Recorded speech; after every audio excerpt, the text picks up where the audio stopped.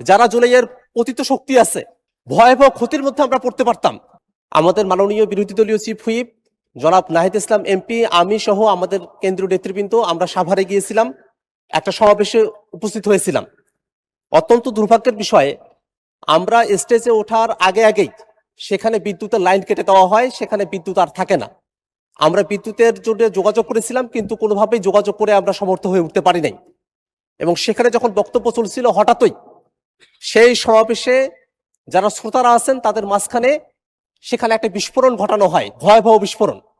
এবং সেই বিস্ফোরণে অনেকেই হতাহত হন, রক্তাক্ত হন, সেখানে রক্ত ছড়িয়ে পড়ে এবং তারপরে সেখানে ধোঁয়া উঠে যায় এবং আমাদের ওখানে যারা শ্রোতারা ছিলেন তারা ছত্রভঙ্গ হয়ে পড়েন।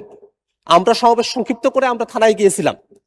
মাননীয় স্পিকার, আমরা যখন বিরোধী দলে আমরা যারা আছি, এই সমাবেশ করার অধিকার সংবিধান আমাদেরকে দিয়েছে, এটা গণতান্ত্রিক অধিকার।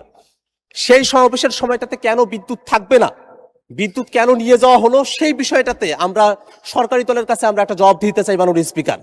পাশাপাশি আমরা যখনই জুলাইকে নিয়ে কোনো প্রসঙ্গ নিয়ে আসি, জুলাইকে নিয়ে যখনই আমরা কোনো আন্দোলন সংগ্রাম বা কোনো প্রোগ্রামের কর্মসূচি আমরা ঘোষণা করি, সেই সময়টাতেই নানাভাবে আমাদেরকে বাধাগ্রস্ত করার চেষ্টা করা হয়।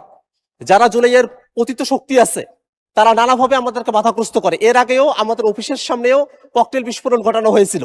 গতকাল যে বিস্ফোরণ ঘটানো হয়েছে সেখানে বিরোধী দলীয় চিফ হুইপ উপস্থিত ছিলেন, আমি নিজে উপস্থিত ছিলাম, আরো নেতৃবৃন্দ উপস্থিত ছিলেন। ভয়াবহ ক্ষতির মধ্যে আমরা পড়তে পারতাম।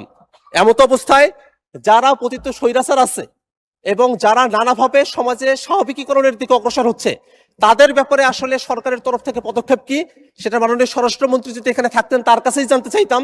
কিন্তু যেহেতু মাননীয় স্বরাষ্ট্রমন্ত্রী এখানে উপস্থিত নেই, এই কারণে আপনার মাধ্যমে সরকারের কাছ থেকে আমরা জানতে চাই যে কেন বিদ্যুতের লাইন বন্ধ থাকলো সেই সময়টাতে, এবং এই যে বিভিন্ন জায়গায় দুষ্কৃতিকারী যারা আছে, এই অপরাধীরা এবং বিস্ফোরণকারীরা যে বিস্ফোরণ ঘটানোর সুযোগ পাচ্ছে, তাদের বিপক্ষে আইনগত কোনো ব্যবস্থা গ্রহণ করা হবে কিনা এবং আমাদের নির্বিঘ্ন সভা সমাবেশ করার অধিকার নিশ্চিত করা হবে কিনা, সেটা আপনার মাধ্যমে এই সংসদের কাছ থেকে আমরা জানতে চাই মাননীয় স্পিকার। আপনাকে ধন্যবাদ।